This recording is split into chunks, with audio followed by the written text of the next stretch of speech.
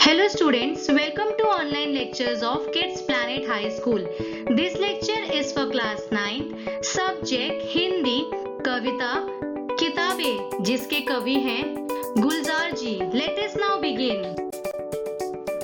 किताबें झांकती हैं बंद अलमारी के शीशों से, बड़ी हसरत से ताकती हैं, जो शामें उनकी सोहबत में कटा करती थी अब अक्सर.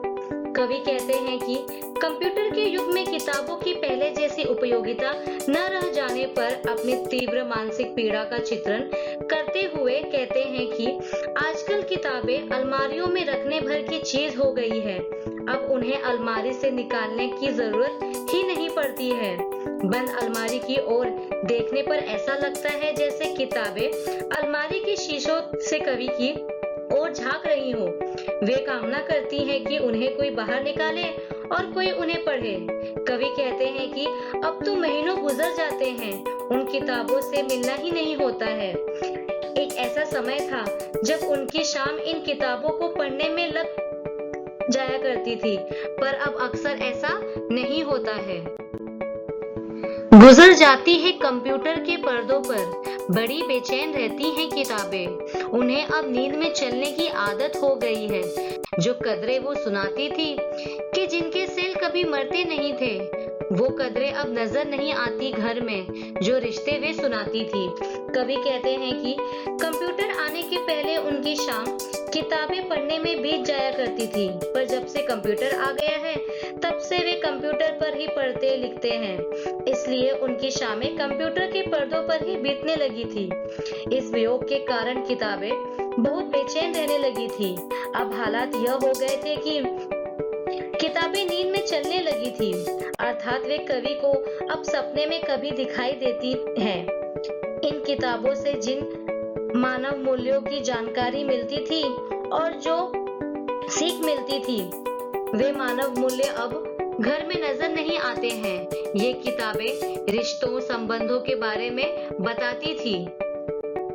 वह सारे उधड़े उधड़े हैं, कोई सफा पलटता तो एक सिसकी निकलती है. कई अल्फाजों के मानी गिर पड़े हैं, बिना पत्तों के सूखे टुंड लगते हैं वो सब अल्फाज, जिन पर अब कोई मानी नहीं उगते. कवि किताबों की प्रशंसा करते हुए कहते हैं कि ये किताबें रिश्तों संबंधों के बारे में बताती थी. वे सारे संबंध अब उधड़ गए हैं, टूट से गए हैं. अब वे उन किताबों को कोई पन्ना पलटते हैं तो उनकी हालात देखकर उन्हें रोना आ जाता है और उनके गले से सिसकारी निकलने लगती है. इन पन्नों से कई शब्दों के अर्थ फटकर गिर पड़े हैं. बिना अर्थ वाले शब्द ऐसे दिखाई दे रहे हैं जैसे वह बिना पत्तियों वाला कोई एक पेड़ हो, जिस पर अब कोई अर्थ नहीं उगने वाला.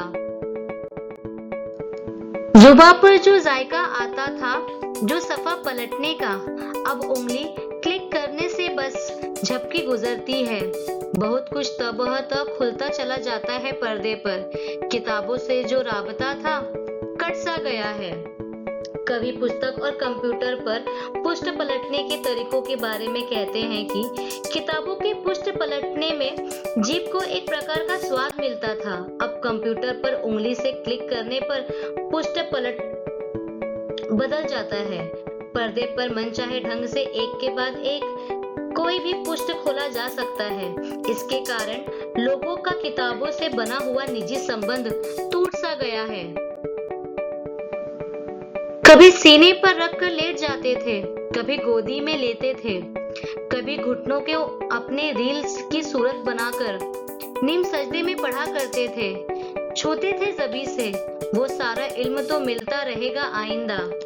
कवि किताबों के संपर्क के बारे में बताते हुए कहते हैं कि किताबें पढ़ते समय वे किताबों को कभी छाती पर रखकर लेट जाते तो कभी उसे गोद में रख लेते थे. कभी अपने घुटनों को रील की तरह बनाकर पुस्तक उस पर रखकर आधा माथा टेक कर पढ़ने लगते थे. उसे माथे पर चढ़ाते थे ताकि भविष्य में भी उसे ज्ञान प्राप्त हो जाता है. मगर वो जो किताबों में मिला करते थे सूखे फूल और महके हुए रुके, किताबें गिरने उठाने के बहाने रिश्ते बनते थे, उनका क्या होगा? वो शायद अब नहीं होंगे. किताबों के साथ कुछ रोचक बातें भी जुड़ी हुई होती थी। किताबों में कभी-कभी किसी के लिए फूल या संदेश पत्र रख दिया जाता था, जिन्हें लोग सूख जाने पर भी संभाल कर रखते थे। ये उनके संबंधों को ताजा करते थे। किताबों के गिरने और उठाने के बहाने कुछ लोगों की जिंदगी भर के संबंध जुड़ जाते थे। कवि कहते हैं कि अब किताबों का उपयोग होगा नहीं, तो ऐसे संबंध कैसे बनेंगे?